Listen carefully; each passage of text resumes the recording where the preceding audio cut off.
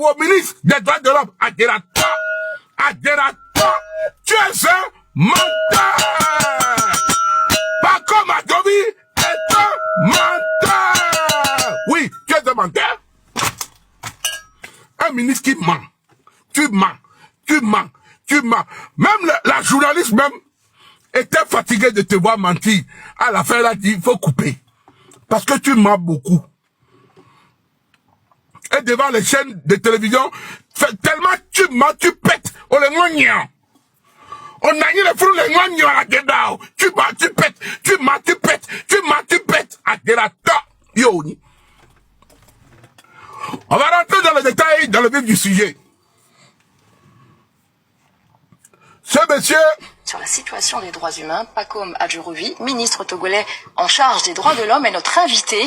Alors, quelle est la réalité sur le terrain? Quelle réponse aux préoccupations de la société civile et de la jeunesse? Il nous apporte son éclairage. Bienvenue, monsieur Adjorovi. Alors, quelle est aujourd'hui la situation des droits humains au Togo? Le pays vient de traverser une période mouvementée, après plusieurs jours de violentes manifestations, en grande partie à cause de la récente réforme constitutionnelle. On parle de 7 morts.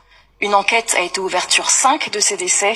Alors, comment en est-on arrivé là? Et surtout, est-ce qu'on peut avoir une mise à jour sur cette enquête?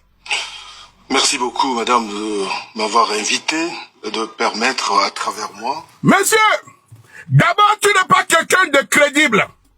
Moi, je suis un homme fidèle à mes principes. Loyal. Tu sais pourquoi je vais te dire que tu n'es pas crédible?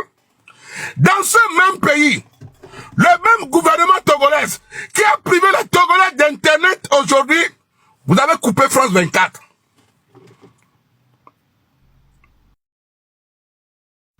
Le même ministre qui est parti s'asseoir en train de mentir. Depuis l'interview du ministre Pacome Adjorovi sur France 24, une voix s'élève pour dénoncer ce qu'elle qualifie de mascarade politique. Cette voix, c'est celle de Mathieu Gnassingbé, activiste togolais et figure montante de la contestation citoyenne. Dans une vidéo virale publiée, Mathieu Gnassingbé démontre point par point les déclarations du ministre. Il accuse le gouvernement de jouer un double jeu, suspendre des médias étrangers pour manipulation, tout en envoyant ses représentants s'exprimer sur les mêmes plateformes. Le recadrage est frontal. Gnassingbé interpelle: comment peut-on parler du respect des droits humains quand les manifestations du 6, 28, 27 et 28 juin ont été réprimées dans le sang?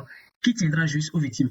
Il dénonce une réforme constitutionnelle imposée sans consultation populaire, une censure rampante et une instrumentalisation des institutions. Pour lui, le discours officiel est un écran de fumée destiné à masquer les dérives autoritaires du régime.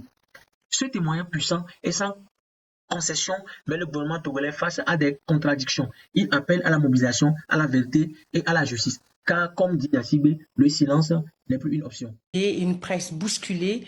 Que s'est-il passé au Togo fin juin? Le ministre des Droits de l'Homme, Pacome Adjorovi, est avec nous pour apporter ses explications sur les enquêtes en cours, les accusations de répression et les garanties des droits fondamentaux. Bonsoir, monsieur. D'un ton calme FM, le ministre a rejeté en bloc toutes les accusations portées contre l'État. Répression de manifestations, arrestation arbitraire, violation du procédure électorale ou encore atteinte de la liberté d'expression. Seront à présent les propos tenus par le ministre Adjorovi. Merci, madame.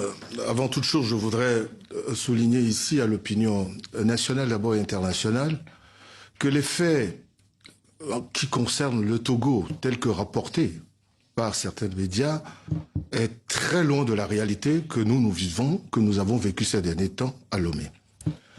Et ce n'est pas l'occasion pour moi d'épiloguer ou de m'arrêter sur quelque chose quand même d'assez grave. Il s'agit de vie humaine. Et pour certaines raisons politiques ou d'agenda, de calendrier, certains s'amusent à vouloir utiliser ces fins, ces actes qui ont été dénoncés d'ailleurs par beaucoup de nos concitoyens. Aujourd'hui, qu'est-ce qu'on peut dire des circonstances de ces décès, monsieur le ministre? Ce qui est certain, c'est que les médecins légistes ont procédé à des analyses assez poussées. Les conclusions sont connues. Le procureur de la République a communiqué également. Nous avons, avant les événements d'ailleurs, 2 corps qui avaient été repêchés dans la lagune. ces corps étaient déjà dans l'eau. Nous sommes en train d'établir la réalité. Alors, est-ce que les responsables ont été interpellés? Vous parlez de corps repêchés. Est-ce que des responsables ont été identifiés et interpellés? Non, le temps de la justice, c'est là. Nous donnons le temps à la justice. Les enquêtes sont en cours. Attendons les conclusions avant d'aller vite en besogne. On veut attribuer ces morts à une brutalité policière. Non, madame, c'est pas le cas. D'accord. Aucun hématome. Alors, si vous permettez... Aucun hématome. Permettez-moi, Aucun signe monsieur. extérieur. Permettez-moi, monsieur. Nous avons reçu ici même, au JTA, le 16 juillet, le président d'honneur de la Ligue togolaise des droits de l'homme. Je vous propose qu'on regarde un extrait et on en reparle. Cette répression a eu lieu non seulement par les militaires, mais ce qui est encore plus dérangeant et ce qui est très inquiétant, c'est que aux côtés des forces de l'ordre et de sécurité, Faure Gnassingbé et son gouvernement ont fait déployer sur le terrain des miliciens qui sont armés de cordelettes, de gourdins, même de fusils, qui donc opèrent à visage découvert. Nous demandons l'intervention, une enquête internationale indépendante, parce que face au silence de la CEDEAO de l'Union africaine, on ne peut pas accepter que, alors que le maintien d'ordre relève du pouvoir régalien des forces de l'ordre de sécurité, que ces forces de l'ordre de sécurité existent et que à leur côté, que le régime entretienne, véhicule, soutienne et alimente un réseau de miliciens. Votre réaction, monsieur le ministre? Mais je suis très surpris par de telles déclarations.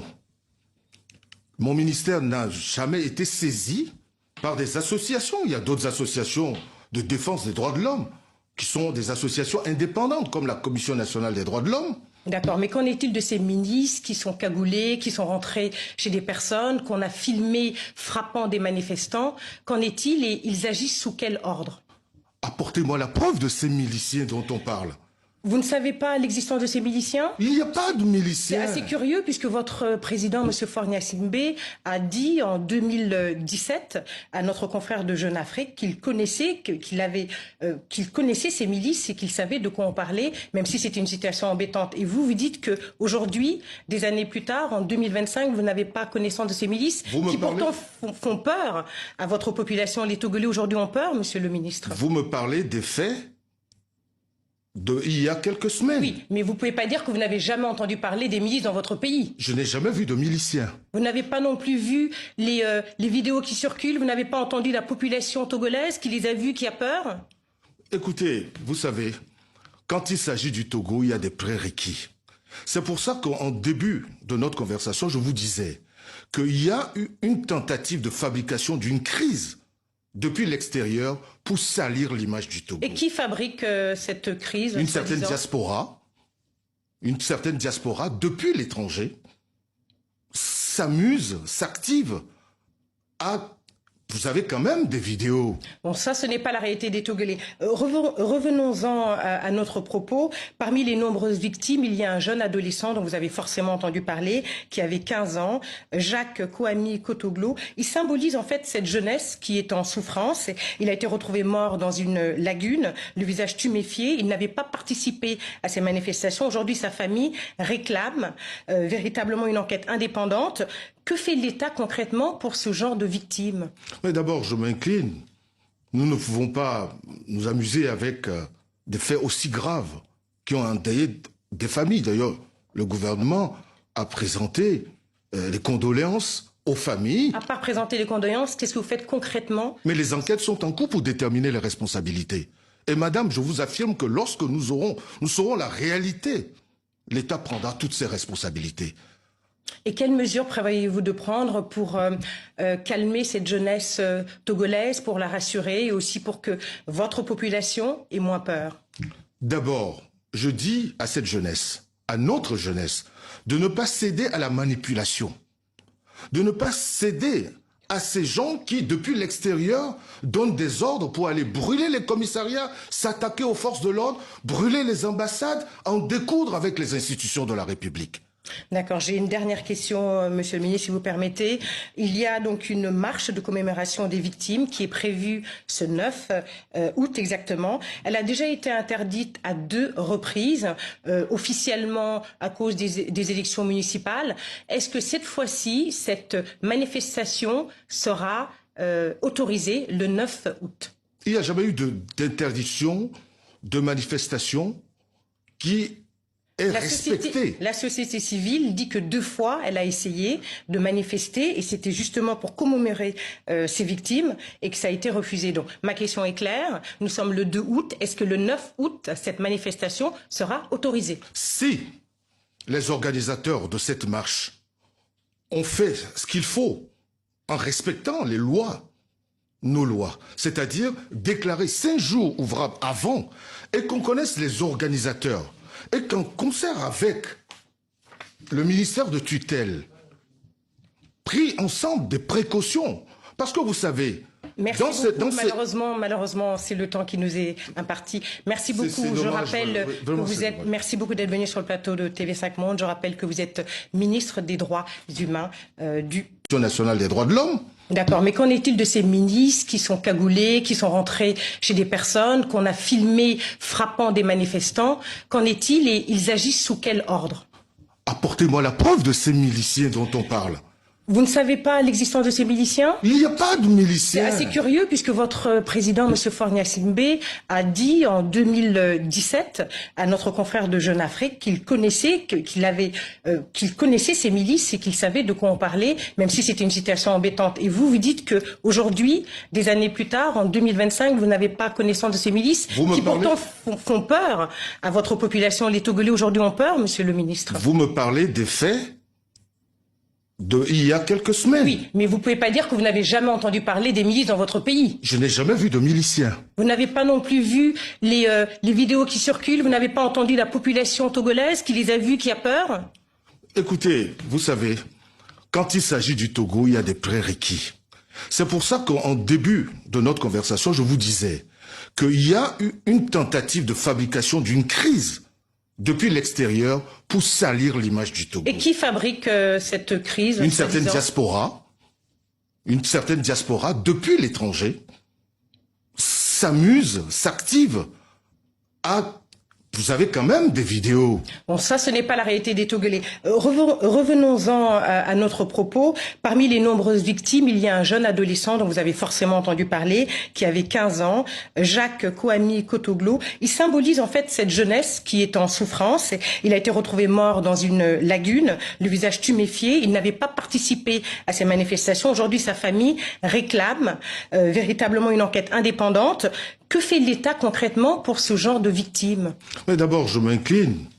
Nous ne pouvons pas nous amuser avec des faits aussi graves qui ont endeuillé des familles. D'ailleurs, le gouvernement a présenté les condoléances aux familles. À part présenter les condoléances, qu'est-ce que vous faites concrètement? Mais les enquêtes sont en cours pour déterminer les responsabilités. Et madame, je vous affirme que lorsque nous saurons la réalité, l'État prendra toutes ses responsabilités.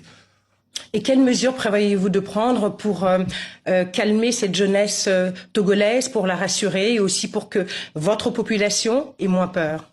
D'abord, je dis à cette jeunesse, à notre jeunesse, de ne pas céder à la manipulation, de ne pas céder à ces gens qui, depuis l'extérieur, donnent des ordres pour aller brûler les commissariats, s'attaquer aux forces de l'ordre, brûler les ambassades, en découdre avec les institutions de la République.